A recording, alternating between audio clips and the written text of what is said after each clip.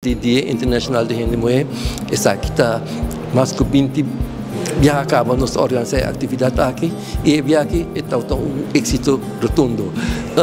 Já é a noite a começar com notários Tagama, com a dar uma explicação a nível diferente lei, com verdade, tal de hobby pergunta, mas é atividade a estar um pouco mais, pero nós pensamos que é novo, nós acabamos para mais ou menos isso, pero é atividade a hobby bom, tal de apresentação de poeta, com Lady Ari, Lady Ruth e também o Mayra Breton.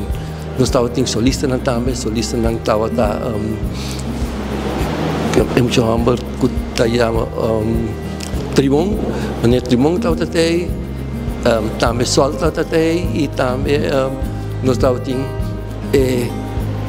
cantante principal, é cantante que canta para nós, é himno de Gente Mulher, proclamar aqui na Centro de Trabalho para a mulher.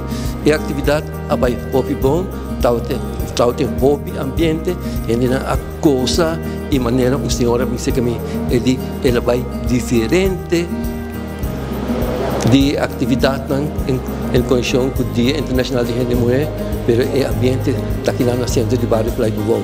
E me tem que razão e amanhã acaba você pode aqui no Facebook também com o ambiente está aqui na Centro de Trabalho para a mulher.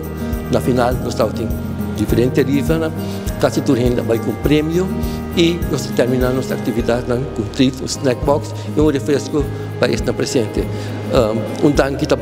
Dank especial também trabalho para categoria família na rua, com a donação para assinar a atividade aqui para tomar lugar. Dia mais dank, nós estamos presente. Danke na comissão que ajuda-me, que está consiste de Lady Ari, Lady Ruth, minha pessoa, e a atividade está um êxito rotundo, mas gosto de que e outro ano não sei dia mais.